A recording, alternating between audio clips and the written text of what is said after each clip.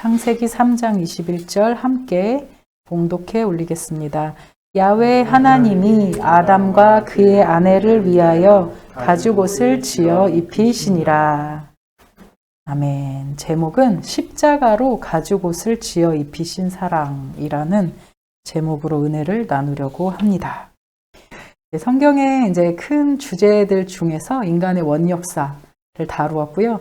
첫째로는 삼위일체 하나님은 온 우주와 만물의 창조주시다. 우리가 이제 첫째 주 삼위일체 하나님에 대해서 나누었던 말씀입니다. 그래서 우리가 창조주 하나님에 대한 신앙을 다시금 회복하자. 둘째는 하나님의 반대편에 존재하는 악의 존재에 대해서 우리가 같이 함께 나누었습니다. 그리고 셋째, 하나님이 창조하신 인간은 사단에 의해서 유혹을 받고 일그러지고 있습니다. 오늘은 이제 그 네 번째 주제로요. 바로 인간의 실존을 나누려고 합니다. 첫째로 인간의 현실 혹은 실존이라고 표현을 하는데 인간의 현실은 무엇일까요? 혹은 인간의 실존은 무엇일까요? 실존이라는 말은 철학적인 용어예요. 모든 인간에게서 나타나는 근원적인 현상인데 해결할 수 없는 것. 가장 대표적인 것으로 표현을 한다면 죽음인 거죠. 모든 인간들이 죽음이라는 그 실존의 문제를 안고 살지만 그런데 인간은 태어나서 어떤 삶의 과정을 거치느냐에 따라서 후천적인 고통의 실존이 두 가지로 대체로 이게 다 이렇게 나뉘어진다고 정확하게 나눌 수는 없지만 대체로 두 가지로 나뉘어져요. 그러니까 후천적인 고통 중에서 가난이나 학대, 유기, 배고픔의 고통을 겪는 사람들이 있고 혹은 이제 부요한 과정 가운데서 자라나는 사람들 있죠. 부요함, 그리고 허무나 무의미를 경험하는 사람들이 있습니다. 그래서 만족이 이제 없는 경우를 우리가 볼 수가 있습니다. 제가 이제 저의 예를 들면은 저는 태어나서 저희 어머니가 저를 놔두고 직장을 가셔야 되는 거예요. 그래가지고 직장에 이제 가시고 나면은 혼자서 이제 일어나면 먹을 게 없잖아요. 그때 이제 아기 때는 누가 막 다 많이 챙겨줘야 하는 그런 상황인데 먹을 게 없어서 울면서 이제 일어나는 거죠. 거의 첫 기억이 그거예요. 울면서 일어나고 울면서 엄마를 찾고 또 일어나면 엄마가 없었던 그 기억을 가지고 있습니다. 그런데 이런 이제 소위 일종의 결핍의 그 고통, 결핍의 이제 그런 아픔을 겪다 보니까 성격이 상당히 이제 결핍을 가지고 있었던 성격이라서 이제 오히려 막 되게 악착 같고 그리고 자기 방어가 되게 강하고 또 강한 여자로서 살아야지. 나는 살아야 된다. 아무도 이 인생은 나를 책임져 주지 않으니까 내가 열심히 살아서 살아야 된다라는 그런 이제 방어를 막 형성을 하게 되는 거죠. 그런데 이제 제가 저희 어저께 남편에게 물어봤어요. 내가 남편의 사례를 써도 되느냐. 그랬더니 너의 성공을 위해서라면 내가 헌신할 수 있다고 말을 해주어서 저희 남편의 사례를 말하면 저하고는 완전 반대인 거예요. 우리 남편 같은 경우에는 어머님이 모든 밥을 다 챙겨주신 거예요. 배고프기 전에 다 제공해 주시고 먹여주시고 하다 보니까 저는 저희 남편의 고백 중에서 가장 놀라웠던 고백이 무엇이었냐면 나는 살면서 배고픔을 처음 느껴봤을 때가 중학교 때였다는 거예요.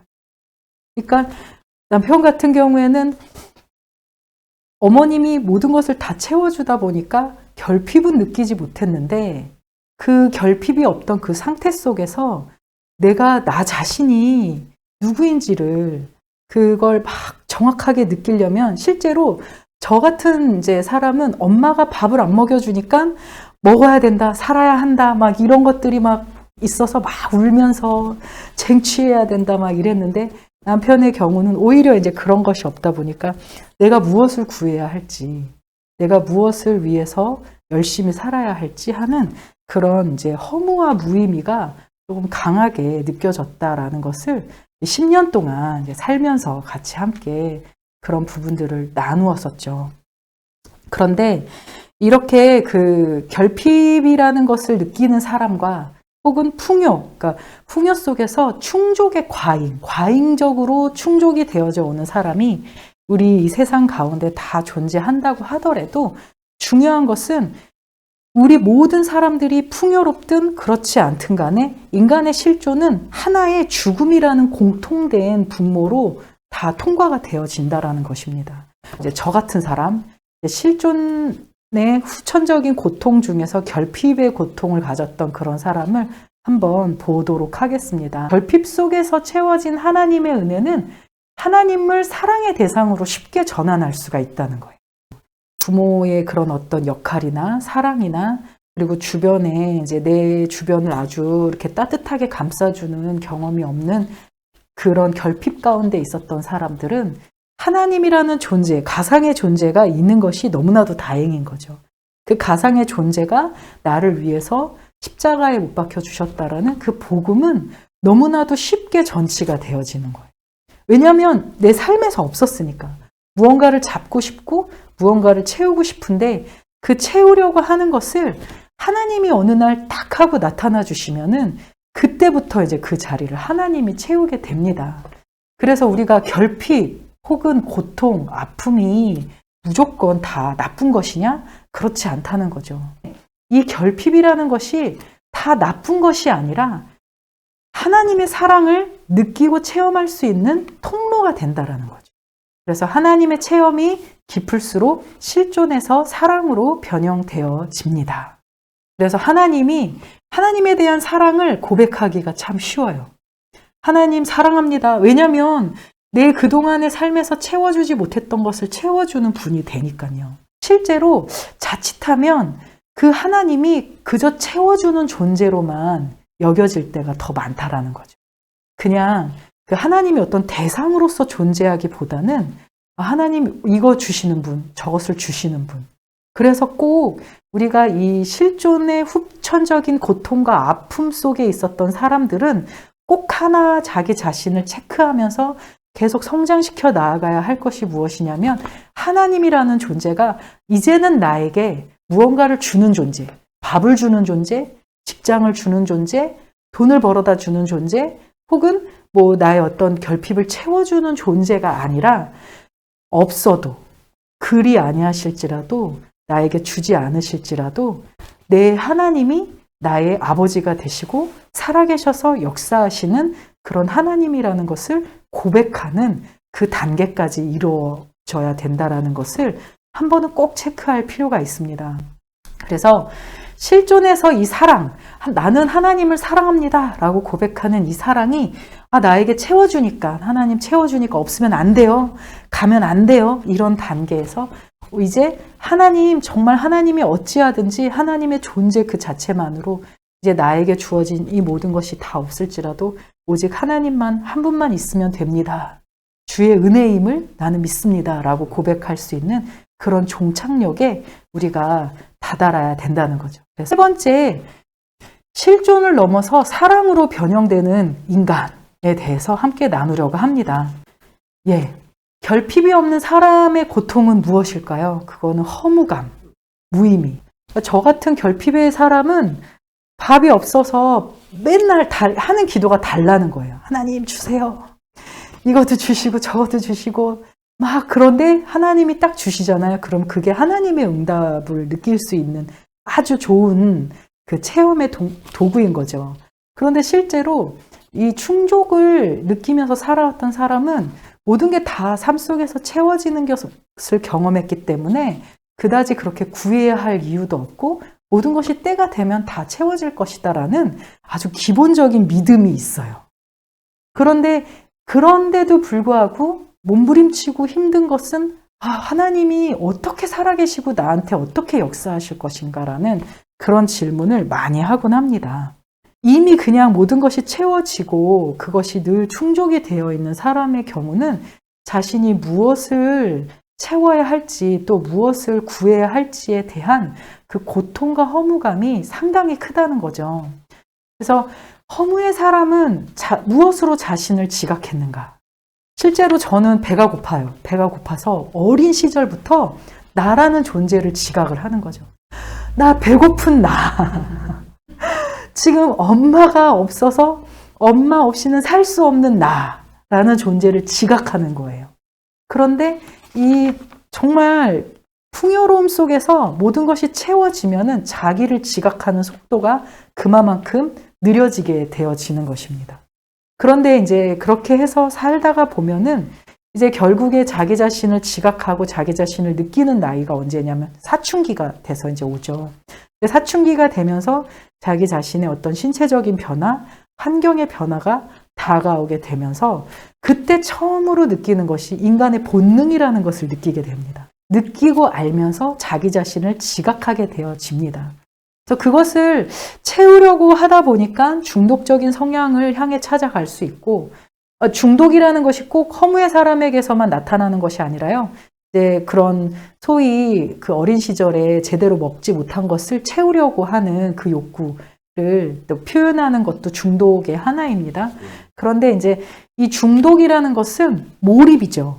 나라는 것을 느낄 수 있는 그 상태가 뭐 예를 들어서 콘서트에 가면 오빠 강남스타일 이러면서 이제 춤추다가 자기 자신을 느끼고 그리고 그 몰입을 통해서 내가 살아있다는 것을 알고 예술이나 혹은 하나의 어떤 활동들을 통해서 자기 자신을 알아가고 자기 자신을 느껴가면서 지각하는데 그 지각하는 것이 실제로는 그 사람에게 너무나도 큰 기쁨이라는 거죠. 그래서 더욱더 몰입을 하게 되고 그래서 더 중독적으로 집중을 하려고 노력을 하는 삶을 살아가는 그런 경향이 있습니다.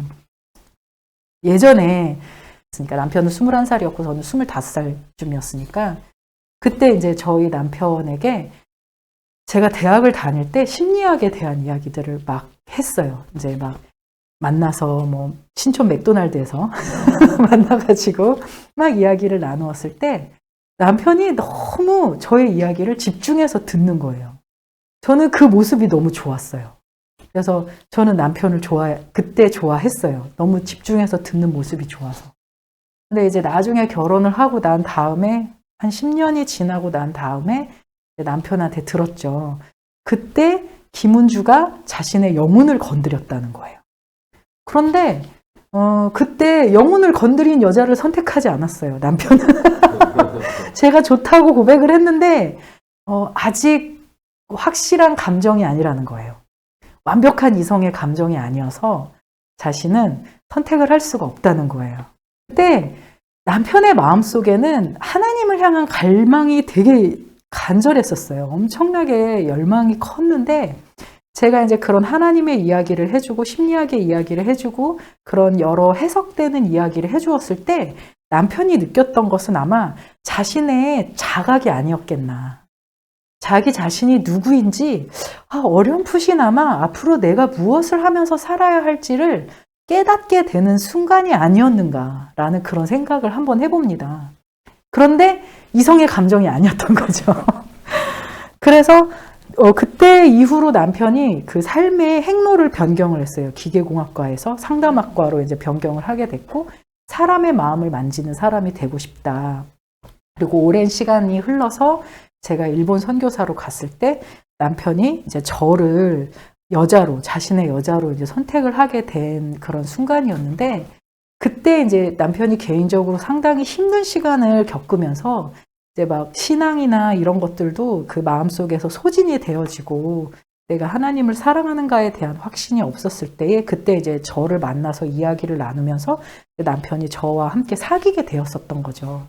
근데 그 남편의 마음속에 이제 저는 그 무의식을 어떻게 해석을 하고 싶었냐면 이미 하나님을 향한 사랑이 있었어요.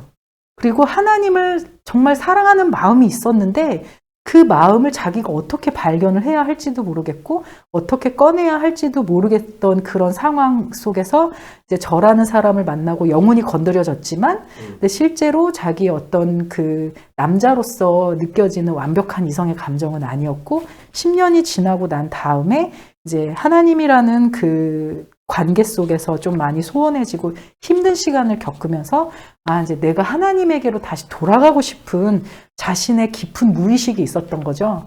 그런데 그때 김은주라는 여자를 선택을 하면 내가 하나님을 다시금 찾을 수 있지 않을까 하는 그런 무의식이 아니었겠는가라고 해석을 했다는 거죠.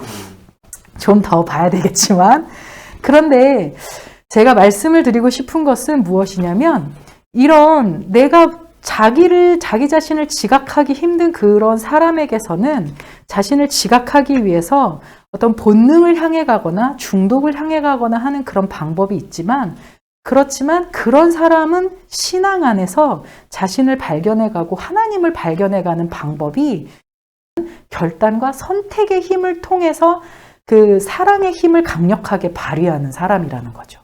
내가 하나님을 결단하고 내가 하나님을 사랑하겠습니다. 그러니까 그때도 저희 남편이 가장 강력하게 저에게 강조했던 것이 무엇이었냐면 내가 너를 선택했다예요.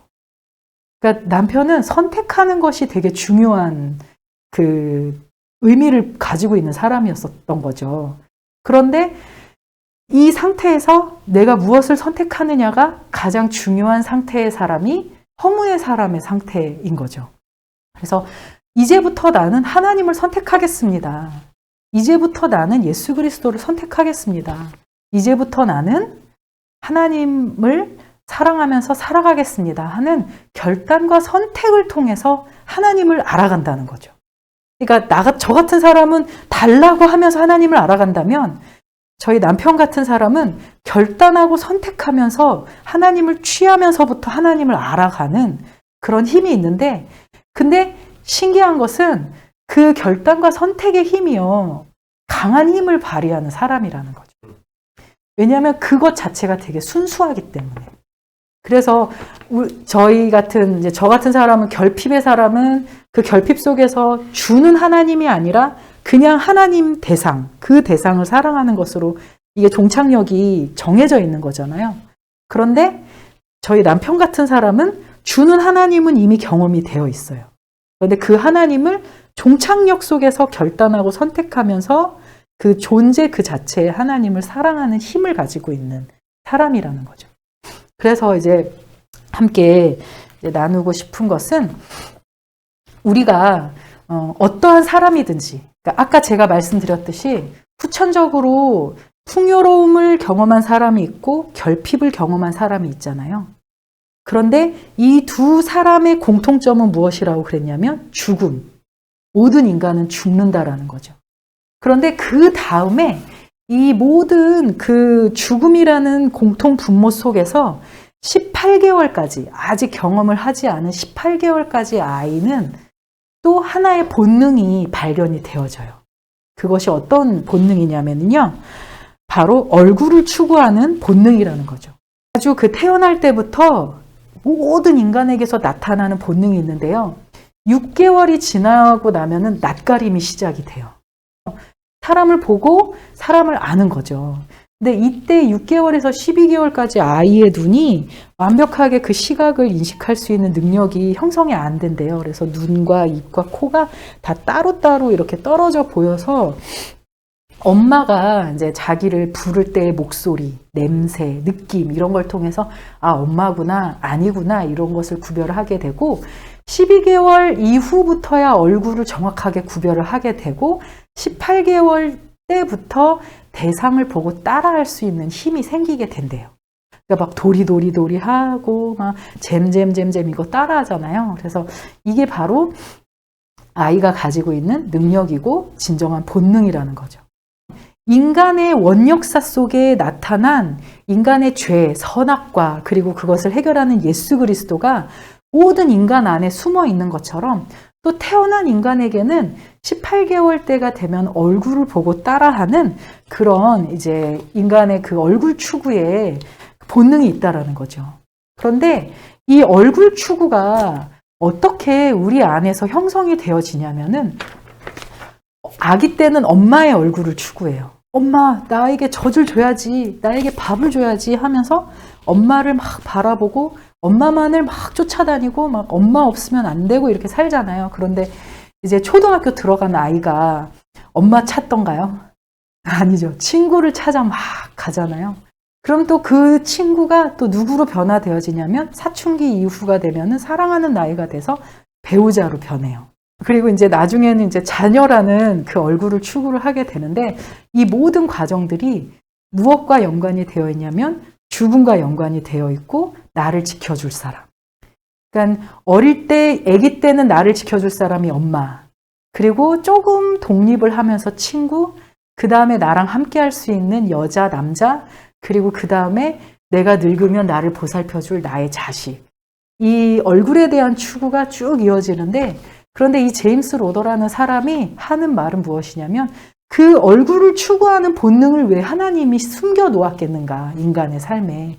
그것은 너의 삶에, 너의 인생에 너를 지켜주고 너를 붙들어주는 하나의 존재가 너의 엄마일 수도 있고, 너의 친구일 수 있고, 부인일 수 있고, 남편일 수 있고, 자식일 수 있겠지만, 궁극적인 너를 떠나지 않는 영원한 얼굴인 대상인 하나님을 만나라. 하나님을 추구해라. 그것이 진정으로 너희가 발견해야 할 본래적인 얼굴인 것이다. 라는 것을, 이것을 이제 제임스 로더라는 사람이 말을 합니다. 실제로 풍요로우면 더 이상 추구할 게 없어야 되잖아요. 근데 왜 허무할까요? 왜 무의미할까요? 그것은 그것 외에, 먹는 것 외에, 살아가는 것 외에, 돈 외에, 집 외에, 그 너머에 더 추구해야 할 것이 너에게 남아있다. 신기한 게 얼굴이라는 이 페이스의 어원이요. 바로 프레젠스, 임재라는 혹은 존재라는 것에 그 뜻을 두고 있대요. 그러니까 이 프레젠스가 얼굴의 어원이었던 거죠. 되게 신기하죠.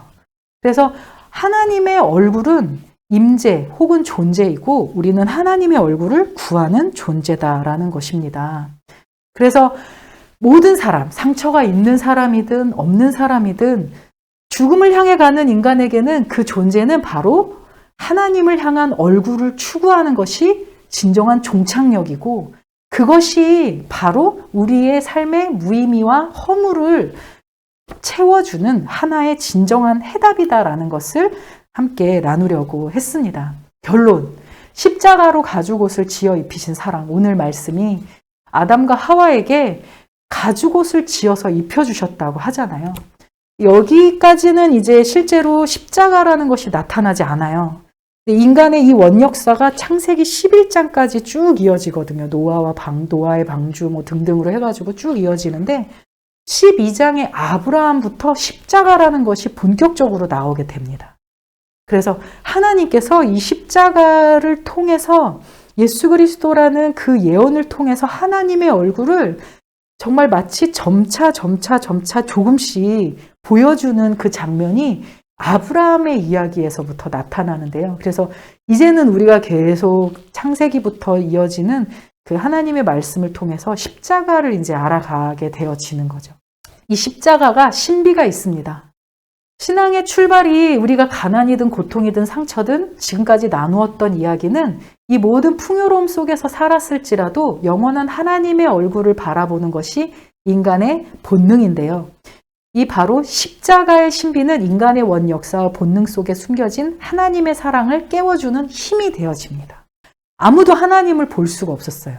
그런데 예수 그리스도를 통해서 본래 하나님을 본 사람이 없을 때 아버지 품속에 있는 독생하신 하나님이 나타내셨느니라.